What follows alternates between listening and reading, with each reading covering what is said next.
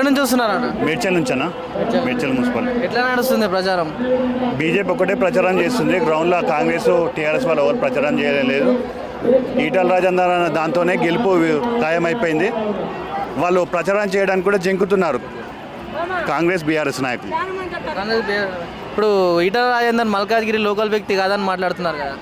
Local వ్యక్తి అన్న అనేక సంవత్సరాల నుంచి ఇక్కడ పొడూరులో నివాసం ఉంటున్నాడు. ఇప్పుడు సునీత మహేందర్ రెడ్డి ఇక్కడ ఏమన్నా లోకలా? రాగిల్ లక్ష్మారెడ్డి పెద్దపల్లి, ఆయన కూడా లోకల్ కాదు కదా. ప్రజలకి అందుబాటులో ఉన్న వ్యక్తి ఈటల రాజేందర్. ఆయన ఎమ్మెల్యే ఉన్నప్పుడు కూడా మా ప్రాంతంలోకి అనేక సార్లు వచ్చాడు. జాతరలకు, కార్యకర్తల పెళ్ళిళ్ళకు కూడా అనేక సార్లు వచ్చాడు. ప్రజల సమస్యలను తెలుసుకునే వ్యక్తి ఈటల రాజేందర్. కాబట్టి ఆయన లోకల్ అవుతాడు. వీళ్ళు ఎప్పుడు ప్రజలకు అందుబాటులో లేని వ్యక్తులు వీళ్ళు ఎక్కడ లోకల్ అవుతారు? అసలు తెలంగాణలో బీజేపీ క్యాడర్ లేదు. అసలు తెలంగాణలో ఎట్లా గెలవగలుగుతుంది అని మాట్లాడుతున్నారు. క్యాడర్ ఎందుకు లేదన్న? చూస్తే కనిపిస్తలేరా మీకు? ఇంత జనాలు వస్తున్నారు. పైసలు పెట్టి కొనుక్కొచ్చారు అంటారు. పైసలు ఏం లేదన్న. కార్యకర్తలు మన పార్టీ ఈటల రాజేందర్ అమిత్ షా గారు స్వచ్ఛందంగా ఈరోజు వస్తున్నారన్న. అట్లేం లేదు. ఇప్పుడు తెలంగాణలో బీజేపీ పార్టీ మత రాజకీయాలు చేస్తుందని మాట్లాడుతున్నారన్న.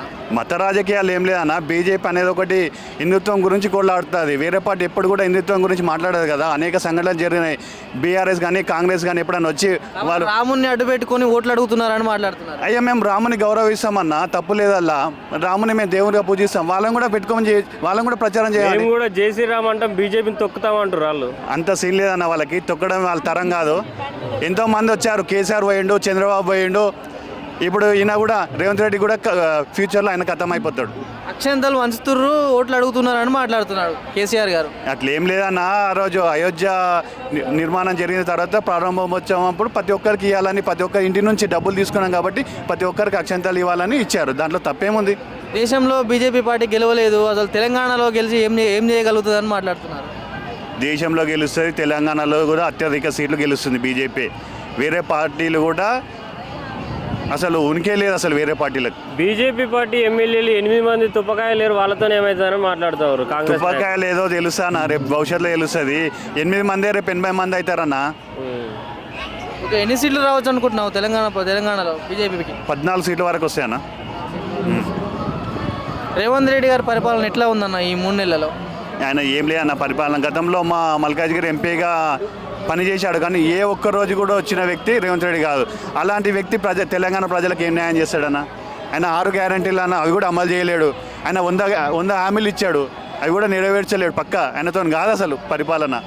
కొద్ది రోజుల్లోనే చేతులు ఎత్తేస్తాడు ఆయన. ఆగస్టు 15లోగా నేను అన్ని అమలు చేసి చూపిస్తా, ఇప్పుడు ఎలక్షన్ కోడ్ ఉందని మాట్లాడుతున్నాను. ఆయన ఎలక్షన్ కోసం అట్లా మాట్లాడుతున్నాడు అన్న. ఆయనతో కాదు అది. రుణమాఫీ అనేది గతంలో కేసీఆర్ కూడా ఎన్నోసార్లు చెప్పారు, కానీ పూర్తిగా చేయలేకపోయారు. 6 గ్యారంటీలు అమలు అవుతున్నాయా లేదా అని మీకు ఏమైనా డౌట్ ఉంటే ఒక చీర కట్టుకుని ఒక బస్సు ఎక్కి చూడరు, మీకు టికెట్ తీసుకుంటే అమలు కానట్టే అని ఒప్పుకుంటాను అని చెప్తాడు. ఇప్పుడు ఫ్రీగా అది 500 సబ్సిడీ ఇస్తా అన్నాడు, అది ఇంతవరకు లేదు. 6 గ్యారంటీలు అనేది కన్ఫామ్గా అది కాదు, వర్కౌట్ కాదు. అది ఎందుకు వర్కౌట్ కాదు అనుకుంటున్నారు? నిధులు కూడా లేవు కానీ అంతా. బీజేపీ దేశంలో రాదు, తెలంగాణలో వస్తుంది. ఏం చేస్తుంది? తెలంగాణలో కాంగ్రెస్ పార్టీ ఉంది కాబట్టి తెలంగాణలో కాంగ్రెస్ పార్టీ గెలిస్తే నిధులు వస్తాయని మాట్లాడుతున్నారు. దేశంలో బీజేపీ గెలుస్తుంది, రాష్ట్రంలో కూడా అత్యధికంగా బీజేపీ ఎంపీలే గెలుస్తారు కాబట్టి ఎంపీలో దేశం నుంచి అధిక నిధులు తెచ్చి రాష్ట్రంలో అభివృద్ధి చేశారన్న. ఎన్ని సీట్లు రావచ్చు అనుకుంటున్నారు తెలంగాణలో? 14 సీట్లు వస్తాయన్న పక్క. ఈటల రాజేందర్ గారు ఎంత మెజారిటీతో గెలవచ్చు అనుకో? 5 లక్షల మెజారిటీతో గెలుస్తారన్న. డిపాజిట్ రానివ్వమంటారు. సరే, ఎవరికి డిపాజిట్ వస్తారో రాదో కొద్ది రోజుల్లో చూస్తారు కన్నా.